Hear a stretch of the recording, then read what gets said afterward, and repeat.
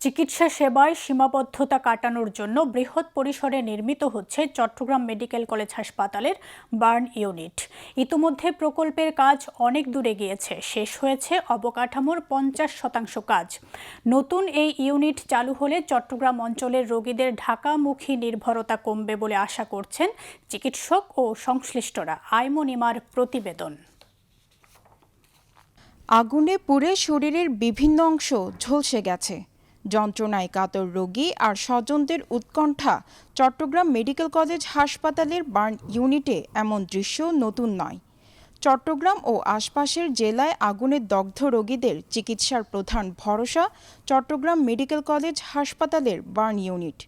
তবে সীমিত শয্যা ও নিবিড় পরিচর্যা সুবিধার সংকটে গুরুতর রোগীদের নিয়ে তৈরি হয় নানা শঙ্কা।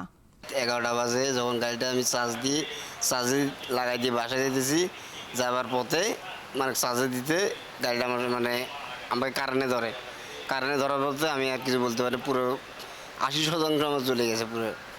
আমার স্বামী সিনছে চলা হঠাৎ গড়ি খুঁজে দিত আগুন লাগে যা কইনা পারে আর ফিরি ভাইজি চিকিৎসা নেই আসা লাইদার আর কিনা আর বাতুন কিনে আনি। আমার বাচ্চা হচ্ছে গরম পানির মধ্যে পড়ে গেছে, তখন আমরা সাথে সাথে মেডিকেলে নিয়ে আসছি। তখন ওখানে এসে আমরা অত্যন্ত ভালো করে চিকিৎসা পাইছি, সাথে সাথে ড্রেসিং করছে, ডাক্তার ছিল, ডাক্তার দেখছে, তারপর ওনাকে ভালো করে ট্রিটমেন্ট দিচ্ছে আর পরীক্ষা দিয়ে সবগুলো তদারকি করতেছে। গুরুতর দগ্ধ রোগীর ক্ষেত্রে প্রয়োজন হয় বিশেষায়িত আইসিইউ, এইচডিইউ ও উন্নত অপারেশন সুবিধা।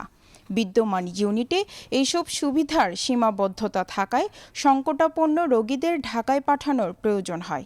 বর্তমানে আমাদের শয্যা সংখ্যা অফিসিয়ালি হচ্ছে 50টা। আমাদের রুগী থাকে ধরেন 65-70, আবার শীতকালে নিয়ার অ্যাবাউট 100 হয়ে যায়।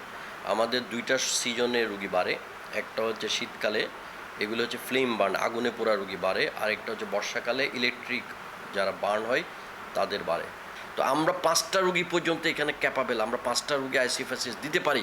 কিন্তু যখন আপনার একটা বড় ধরনের দুর্ঘটনা হয়ে 15-20টা রুগী যখন চলে আসে, তখন সেক্ষেত্রে আমাদের বাধ্য হয়ে অনেক সময় ঢাকা রেফার করতে হয় আইসিইউর জন্য। যে আমরা মানুষকে বোঝানোর জন্য এখন একটু অ্যাওয়ারনেস প্রোগ্রাম চালু করছি, আমরা বড় একটা প্রোগ্রাম করছি চিটাং মেডিকেল কলেজে। তারপর আমাদের প্ল্যান হচ্ছে উপজেলা হেলথ কমপ্লেক্সগুলিতে ধাপে ধাপে কিছু পোস্টার, ব্যানার দেওয়া, যে মানুষকে বোঝানো যে এই কাজ করলে আপনার পোড়া হবে না। এই বাস্তবতা বদলানোর লক্ষ্যেই চমেক হাসপাতালের গোয়াছি বাগান এলাকায় নির্মাণ করা হচ্ছে 150 শয্যার আধুনিক burn and plastic surgery unit. চীনের অর্থায়নে নির্মাণাধীন 6তলা এই ভবনে থাকবে 150 শয্যার চিকিৎসা সুবিধা। পরিকল্পনায় রয়েছে আইসিইউ, এইচডিইউ, আধুনিক অপারেশন থিয়েটার সহ বিভিন্ন বিশেষায়িত সেবা। প্রকল্পটির বাস্তব অগ্রগতিও এখন দৃশ্যমান। 27 জুলাই নির্মাণাধীন ইউনিট পরিদর্শন করে চীনের রাষ্ট্রদূত ইয়াও ওয়েন জানান, অবকাঠামোগত কাজের অর্ধেক ইতোমধ্যে সম্পন্ন হয়েছে।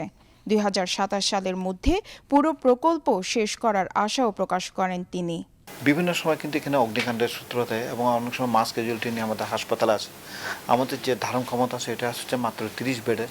হ্যাঁ, এখানে কিন্তু এগুলো সংকুলন হয় না। তারপর এটার মধ্যে কোনো আইসিইউ নাই। তারপর হচ্ছে যে সমস্ত ওটি থাকা দরকার ওই জিনিসগুলো কিন্তু আমাদের যে পুরাতন বার্ন ইউনিট এগুলোর মধ্যে নাই। তো চাইনিজদের অর্থায়নে আমাদের বাংলাদেশের অর্থায়নে যে বার্ন ইউনিট হচ্ছে, এটা হচ্ছে 150 শয্যা বিশিষ্ট। এখানে আপনার থাকবে প্রায় 10 বেডের আইসিইউ থাকবে, 25 বেডের এইচডিইউ থাকবে, তারপর হচ্ছে 115 বেডের নর্মাল কেবিন সহ নর্মাল বেড থাকবে, বাচ্চাদের জন্য থাকবে, এবং ওখানে ল্যাব ফ্যাসিলিটিস থাকবে। তারপর হচ্ছে ব্লাড ট্রান্সফিউশনের ব্যবস্থা থাকবে। এখানে যতগুলো ইকুইপমেন্ট যন্ত্রপাতি এগুলো হচ্ছে সব চাইনিজরা কিন্তু দিবে। এখানে চায়নাদের অর্থায়ন হচ্ছে প্রায় 180 কোটি টাকা, আর আমাদের বাংলাদেশের হচ্ছে প্রায় 104 কোটি টাকা। এখানে আরেকটা জিনিস থাকবে হাইপারবোরিক অক্সিজেন থেরাপি বলে আমরা, এটা যদি থাকে তখন এই রোগীগুলোকে আমার আর ঢাকাতে রেফার করতে হবে না। তারপরে এখানে 4টা হচ্ছে অত্যাধুনিক ওটি থাকবে, যেগুলো আমাদের যে পুরাতন যে বার্ন ইউনিট আছে ওটার মধ্যে এগুলি নাই। পরে এটা ইনশাল্লাহ শেষ হবে আগামী বছর মে অথবা জুন মাসে আমাদেরকে হ্যান্ডওভার করবে। শুধু অবকাঠামো নয়, আধুনিক চিকিৎসা সরঞ্জাম, দক্ষ জনবল এবং দ্রুত সেবা নিশ্চিত করতে পারলে পূর্ণাঙ্গ বার্ন চিকিৎসার কাঙ্ক্ষিত সুবিধা পাবেন চট্টগ্রাম সহ দক্ষিণ পূর্বাঞ্চলের মানুষ। নতুন ইউনিট চালু হলে গুরুতর দগ্ধ রোগীদের ঢাকামুখী নির্ভরতা কমবে, এমন প্রত্যাশা চিকিৎসক ও সংশ্লিষ্টদের।